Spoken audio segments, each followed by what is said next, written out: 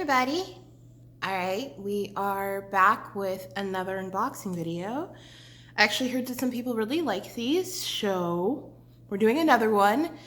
If you didn't watch the last unboxing video, which was the Spirit Animal Oracle deck, this guy right here, which is still amazing, and I've been doing a lot of just practice weekly readings with them. I'm actually about to do, after I finish this video, I'm going to do a practice reading for my Patreon members. Also, if you hear some whining in the background, that's my dog. She's huge and she wanted to come inside and wanted to see what I was doing. So you may have a rare appearance from Miss Emma. But yeah, so in the last video, I said that it kind of really bugged me that I didn't feel connected to the Fountain Tarot card deck the way that I did the Spirit Animal Oracle deck. And I knew that like maybe if I played around with it, it would have been okay, but I just really didn't. I wasn't really feeling it. And I know some people, like, that's not important to them. Having more than one deck is what matters to them. And so, you know, if they can have more than one deck, that's it. Like, that's all that matters. And whether they feel super connected to or not, like, they'll just do that over time. And that's totally fine if that's how you want to go about it. That's just not how I go about it. I know my energy and I know it's going to work with my energy. And so if something isn't working with it, I don't really think that I should have it just to have more than one. That's, again, my personal sort of thought process in it. Everyone's a little different. So I returned that one, and in place of it, I bought another deck. And I also had promised to show you guys my fairy card deck, which is right here. So this is the fairy card deck. I don't have the book that comes with it anymore. The book used to confuse the crap out of me, honestly. So, like, you know, one of the things that I'd said was, like, be connected with, like, the cards, the energy in the cards, like even the drawings on the cards, the book itself or the author. I wasn't connected to the book. The book confused me, and I actually lost the book, and I'm really happy I did, because that made me start making a tarot card book of my own, really. And but these cards have still been amazing, and they're still amazing for me to this day. And because I've had them next to my oracle cards, actually both have really been working very well with the energy. And I feel like, energetically wise, even though this isn't a completely sealed box, I haven't opened it, they seem to really like it. I've noticed that, like, even though I put this box like really far away from them so that they wouldn't, some people keep their, let me backtrack here for a second. So some people keep their tarot cards and oracle cards in like a drawer and they keep them together. I don't. I know people do that for dust reasons, but I just don't do that. It's not my particular thing. I leave them out. So I leave them on a table where my dog can't get to them, but where like they can still get sunlight and they can still be like in the environment. Because I think if you're using a spiritual item to connect with like your higher self, which is what spirit cards really do, that you should also like give them the same benefit that you would want. Like, would you want to be trapped in a dark space for like for an infinite amount of time until someone brings you out to play? Like, I don't know, that just seems odd and a little disrespectful for me. So I don't do that. I just leave them out. But I left them out, and I left this on the same table, but just kind of like further away.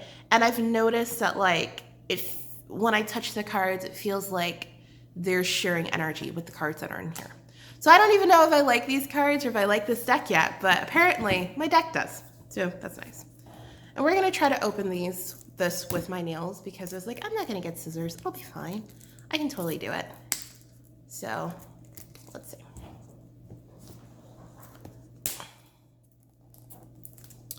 Let me see. Dude, seriously, please don't make me look like an idiot for not getting the scissors that just open. Like, I see this, like, I just need to get through this, like, one little bit, and then I will have what I need. Hey, Emma, do you want to let me borrow your nails so that I can get through this a little better? Or your teeth, for instance? No, you would probably destroy this whole box, honestly, in, like, 5 seconds. I'm going to make it through this, I promise. It's going to happen. Oh, uh-oh. Did I make it through? Hey, baby. Hi. Do you like the cards, too? So, my dog, some people think my dog is my familiar. I don't really necessarily feel that way. I feel like she's more like an energetic child for me, honestly. In this way where like, not even like in a serious, like, oh, like she was my child in a past life. Not in that way. I feel like she literally thinks like I am her mother. Like, it's more than just like a pack mentality. It's more than just she's bonded to me. Like, I think she feels like I am her mother. And so we have a different relationship. When it comes to whenever I'm doing something spiritual, she goodness gracious, I'm gonna get this stupid thing. You see this? You see how much I've gotten it to come open? If it was just, they really secured the crap out of this. So I guess points for them. What the hell, man? Oh, you know what? No, if I move that, I'll move the phone. So, but getting back to her, so she is very like, oh, look at that, I got it. She, whenever I'm doing something, tarot cards, whenever I'm working with a deity, whenever I am working with my own energy, my higher self, whenever I'm meditating, she wants to be in it. She wants to know exactly what's happening. These are not going to be returned. I can already feel it. She wants to know exactly what's happening, and she wants to know exactly what's going on, and she wants me in it. I tell you, like, so many times I'll be sitting here trying to do a tarot card reading, and she just like, hey, Mom, what you doing? And at first I thought that meant that, like, oh, because I'm sitting in a chair, because she likes to be around me when I'm sitting in chairs. She's the same height as the table when she's sitting down. She's actually a little taller than it. So, and this is a dining room table, so my dog is huge. But she normally just likes me to pet her, so I originally thought that's what it was. But it seems to be like she just knows I'm doing something and is really interested in it when it's energetic for me. So I don't really know what that is. I don't really have a name for it or term for it. I just think that she energetically thinks she's my child. She also acts like a child. I call her my, she's between the toddler and the terrible twos and the rebellious teenager phase. And so the fact that there's still hair on my head amazes me, but I digress. So I can already feel like from this, I'm going to keep these cards. Now I ordered this deck because I had gone into a spiritual, it was like a crystal metaphysics shop. I don't really know what you call it. I think they call them metaphysical stores. So I was looking for crystals, and if you listen to the podcast, I think this is on like episode 25 or so, I think it was 25. But I had gone into this place, and I had already known like that's not really the one that my spirit guide wanted me to go to, but it was going to be the easiest accessible one for me. And I was like, hey, any metaphysical store is a good metaphysical store. So I walked in there, and I was of course attracted to shaman cards and oracle cards. But then I was walking through and I saw this deck, and I picked it up, and I almost bought it. But she was really overpriced. And so, and that's her business model, but she was super overpriced.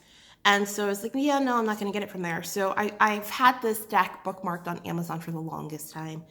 And I knew that I would feel pretty good about it. I didn't expect to feel so incredibly good about it. It's so much stronger because it came from Amazon. I don't really understand why. I don't know if maybe she has some sort of like thing in that store, which people do, like some metaphysical stores or Wiccan stores or occultist shops, like people set things in there to help to make you buy more or to affect you when you're in the store or to keep certain people out the store. So always be careful with like where you're going. But yeah, this is definitely staying with me. I can feel it the second I took off this plastic. But this is the outside of the box, so you guys have kind of seen that. This is the side of the box. This is the back, and it says, dance between two worlds to find the answers you seek. Spin with soft strokes of vibrant color and intricate detail.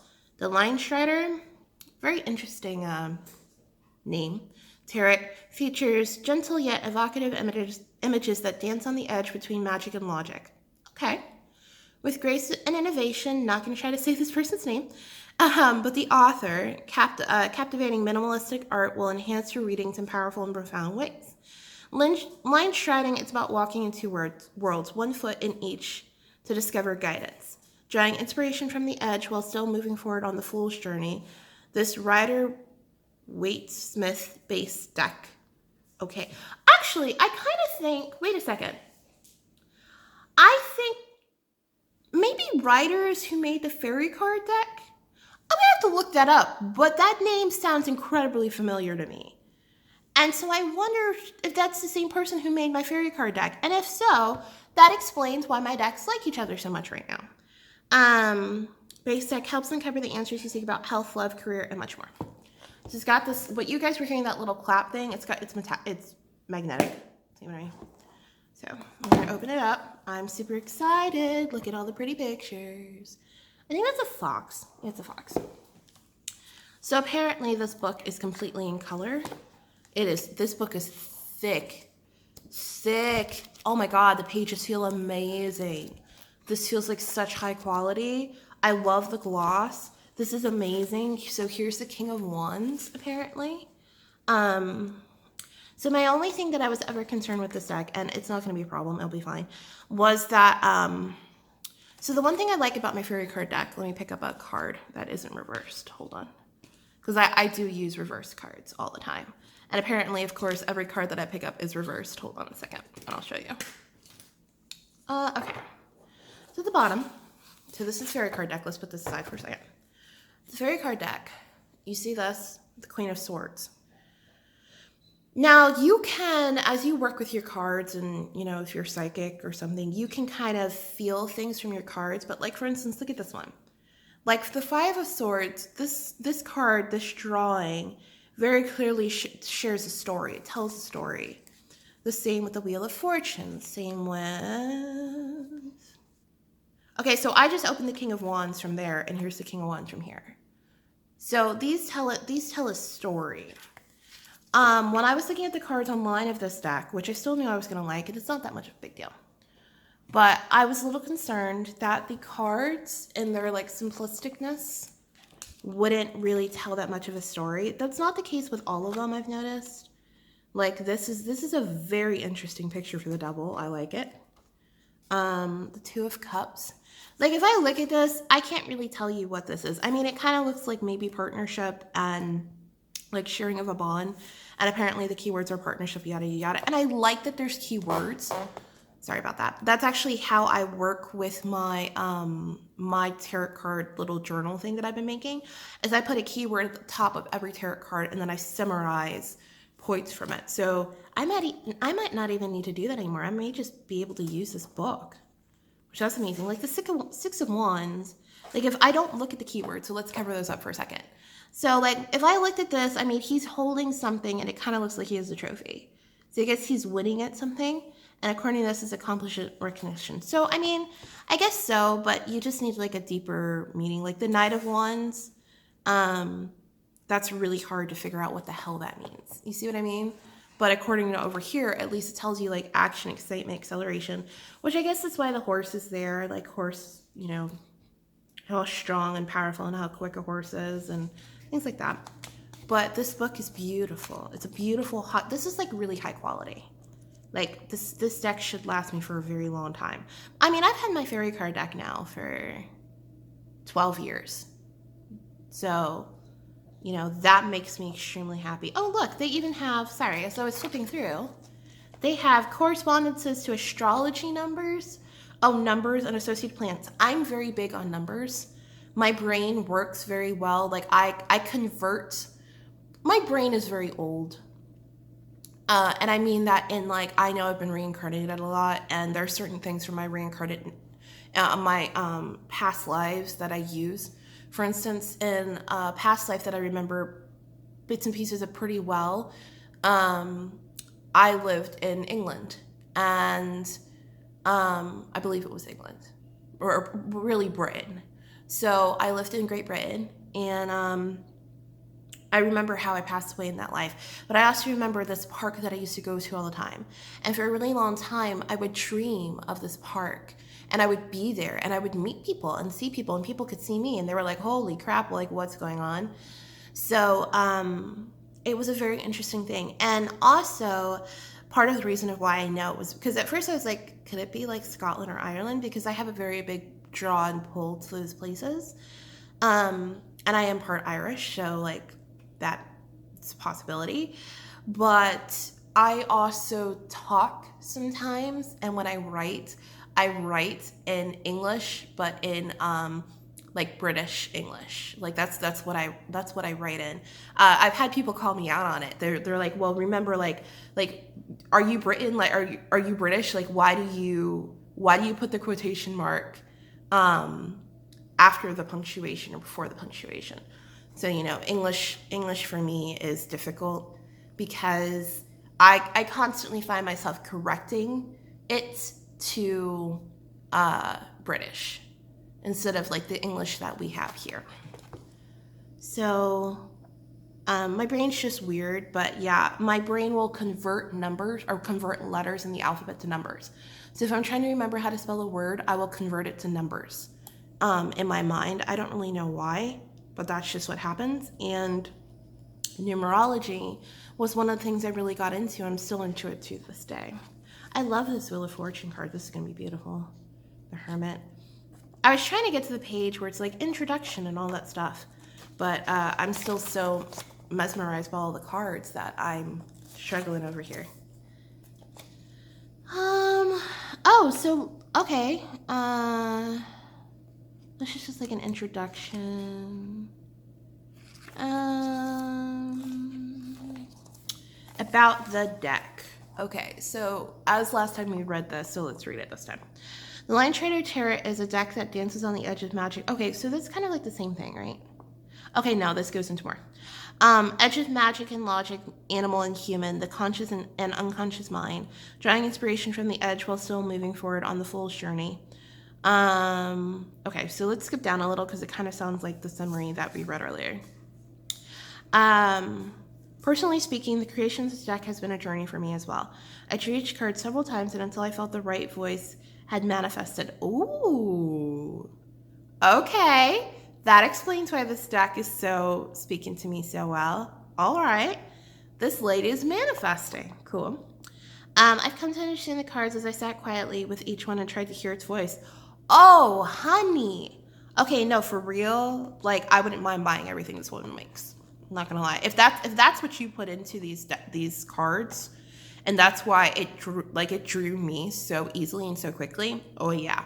I don't have a problem buying every single one of your deck. And I swear to you, I think one of the people she talked about on this, that like were a part of the making of this deck, is who made my fairy card deck. I swear, I'm going to look it up. And I will put it in the description of this video. The deck is gentle and whimsical, but not superficial, which it's not. The Linestrider deck features a lot of animal imagery. Sorry. Many of the important archetypes manifested as animal spirits. For example, the Hermit as a bear and the Magician as a monkey. I didn't completely realize that. Like, I saw the Hermit, but like, I didn't realize it was an animal, which kind of makes me laugh because I purchased a spirit animal deck, and apparently these are a lot of animal cards. Are an important reminder to listen to nature and seek guidance in her voice, rather than relying entirely on the cold intelligence of man. Ooh, okay. And then she goes into a story about her interest in tarot. I kind of love this woman a little bit. Don't mind me. She talks about star signs, places where she was born. She really goes into like a lot of personal. Like, I'm actually gonna read this because I think it's very sweet. Sorry about that. She goes into what people talk about with handling the deck. So she's kind of approaching this deck like it's a beginner. Sorry, that sort of scratching noise you hear is the back of this book is glossy and it's scratching against this part. So we're just gonna move that out the way while we handle the book. Because I don't know how that's gonna sound on the YouTube video, but I don't want it to annoy anybody. She talks about just how people say that they handle things. And just like tips as far as like what she's heard. Let me see. Okay, so this is really interesting. So I just talked about the reading, the imagery of the cards and whether I thought it would match and it would work with what the meaning of the card was. So she has a section of that called Reading the Cards. And it says, as a fan of artist decks and fun fancy decks, I often run into cards where the artist's rendition is somewhat baffling, yes. While some folks collect decks as beautiful objects, I swear to God, did we not just talk about this in the beginning of the video? Don't mind me. I'm having a moment here because clearly I didn't read the book because you guys just saw me open it, and with as much trouble as I had tearing off that plastic, clearly it hadn't been opened before. I didn't look through the book. I just purchased the deck. I don't even know if you can on Amazon. I'm sure you can, like if you want to go through these pages. But I find it very interesting that so much of what I've spoken about or my concerns were addressed in this book. I've tried, blah, blah, blah. Reading from the deck is important for many of us, and it is. I've tried to illustrate these cards, keeping in mind that the folks that will use them for readings. If you're familiar with the Rider-Waite-Smith deck, you should, with a little practice, have no trouble with the Linestrider system. Each card I drew has a nod to Pamela Coleman Smith's original illustrations. While some cards stick pretty close to the RWS deck, others get a bit more creative. So maybe that's an actual deck. But I really think one of those people made my fairy deck. It's still on that. This is kind of amazing to me. So she goes through some other stuff, but it looks like she is really just trying to make sure that anyone who wants to use these understands them.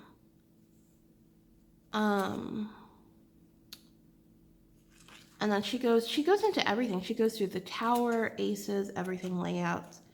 Here's some card spreads if you want some. I really like this spread a lot. I mean, I do the 3-card spread, but I really like the 5-card spread too. I normally work in 5s and 6s, and sometimes 3s. But lately, my cards have just been working in 6s on their own. Like, I'll be like, yeah, I'm going to do a 3-card spread, and then, like, 3 other cards jump out, and I'm like, but I was going to do this. And they're like, no, it's an addition to it, do both. So, they do that. So this is going through, like, some of the stuff that we saw earlier. Just stuff like that. Oh, okay. Interesting. Yeah, so the colors really also represent the cards too. All right, so we're going to keep this book for sure. I'm still keeping my other book too. But let's get into the actual deck itself. Wait, you put more plastic around this? Seriously? Did you not realize how long it took me to get into the other one? Like, why? Okay, let's see what we can do here. Oi. I think we almost got it. This is some industrial strength plastic here, man. Like, damn. The other one, I swear to you, was not this, like, hard to get into. I mean, I also had my scissors, but, like, what the hell? Okay, I think we're getting it. Did we get it? I really don't know. I think I've been opening a whole, like, I had to buy a crate for my dog, and so I don't know where my scissors are entirely. I'm sure they're somewhere logical, like near the crate itself, but I don't really know. Can I just, like, bust these open if I bust open the cards? No. Oh, okay, we're gonna get it. It's gonna happen. It'll happen. Don't worry. It's gonna happen.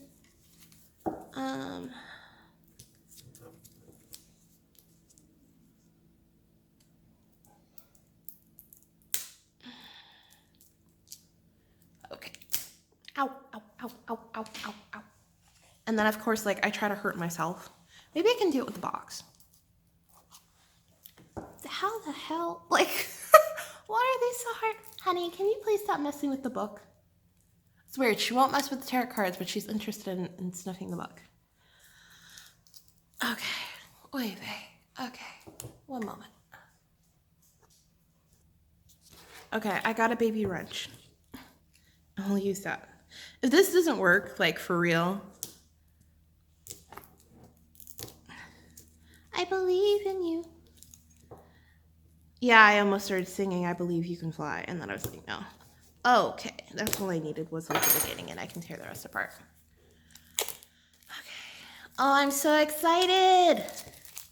I'm so excited about this, like, super excited.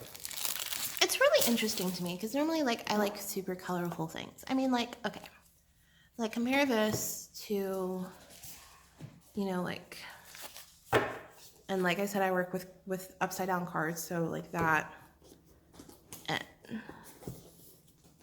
that. Okay, so like these are now the 3 decks that I have. I'm just moving this so you can kind of see. And see how like colorful this is? Super colorful. And this is kind of like a lot of white space, which I'm normally not a huge fan of white space, but like it works so beautifully in this deck. It really does. So I know I'm keeping this deck for sure. Like I'm keeping this deck, no question. Which means we may not have another unboxing video for a while because I really don't need to buy another deck. Oh, mama. The energy in these cards is insane. I felt that immediately. Look at this guy. The Star. Apparently, I keep pulling the 4 of Cups. Oh, wow. The Knight of Swords. Look at that. That's beautiful. Oh, snap. The Page of Pentacles. I like, and the Queen of Pentacles.